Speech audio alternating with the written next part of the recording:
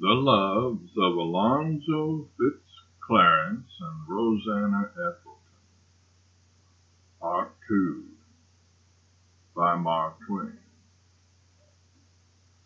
4 weeks later, Mr. Sidney Algernon Burley was entertaining a gay luncheon company in a sumptuous drawing room on Telegraph Hill, with some capital imitations of the voices and gestures of certain popular actors and San Franciscan literary people and bonanza grandees.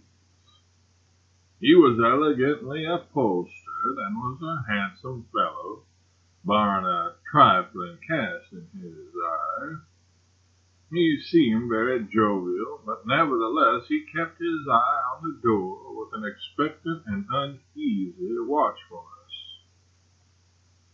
By and by a knobby lackey appeared and delivered a message to the mistress, who nodded her head understandingly.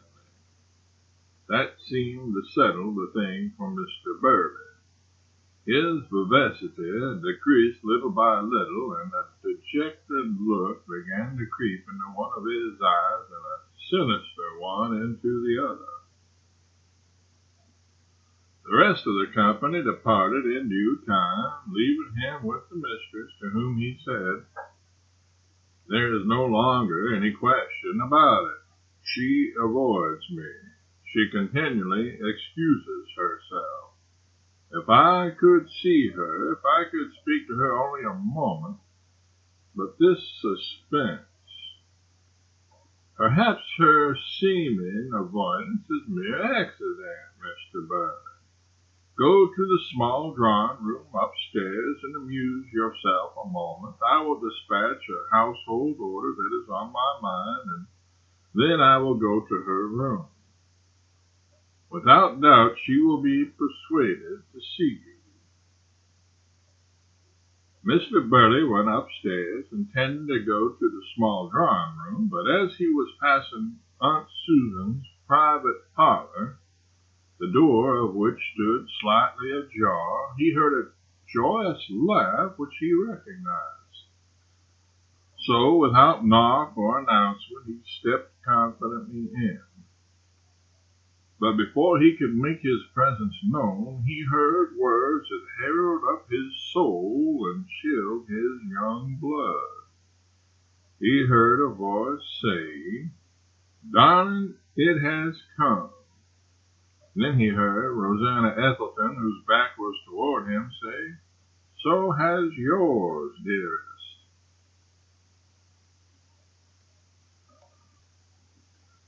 He saw her bowed form bend lower. He heard her kiss something, not merely once, but again and again. His soul raged within him. The heart-breaking conversation went on. "Rosannah, I knew you must be beautiful, but this is dazzling, this is blinding, this is intoxicating. Alonzo, it is such happiness to hear you say it. I know it is not true, but I am so grateful to have you think it is, nevertheless. I knew you must have a noble face, but the grace and majesty of the reality beggar the poor creation of my fancy." Burley heard that rattling shower of kisses again. "Thank you, my Rosannah. The photograph flatters me, but you must not allow yourself to think of that." "Sweetheart?" "Yes, Alonzo." "I am so happy, Rosannah. Oh, Alonzo, none that have gone before me knew what love was. None that come after me will ever know what happiness is. I float in a gorgeous cloudland, a boundless firmament of enchanted and bewildering ecstasy. Oh, my Rosannah, for you are mine, are you not? Wholly, oh, wholly yours, Alonzo, now and forever. All the day long, and all through my nightly dreams, one song sings itself. and its sweet burden is Alonzo Fitz Clarence. Alonzo Fitz Clarence, Eastport, State of Maine. Curse him, I've got his address anyway, roared Burley inwardly, and rushed from the place. Just behind the unconscious Alonzo stood his mother, a picture of astonishment. She was so muffled from head to heel in furs that nothing of herself was visible but her eyes and nose. She was a good allegory of winter, for she was powdered all over with snow.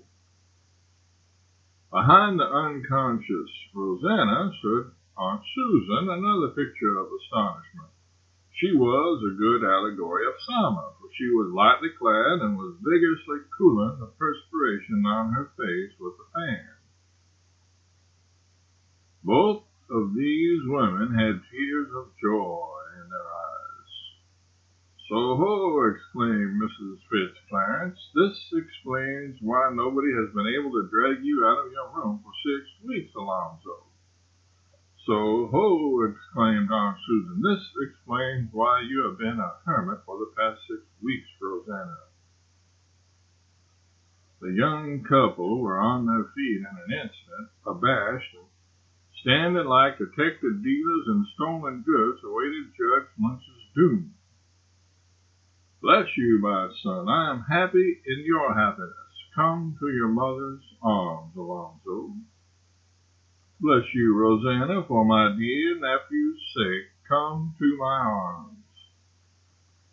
Then was there a mingling of hearts and of tears, of rejoicing on Telegraph Hill and in Eastport Square. Servants were called by the elders in both places.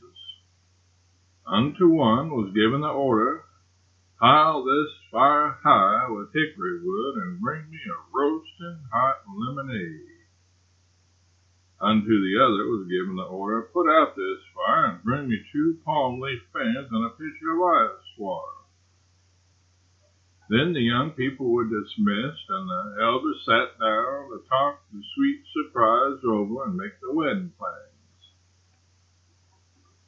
Some minutes before this, Mr. Burley rushed from the mansion on Telegraph Hill without meeting or taking formal leave of anybody. He hissed through his teeth an unconscious imitation of a popular favorite in melodrama.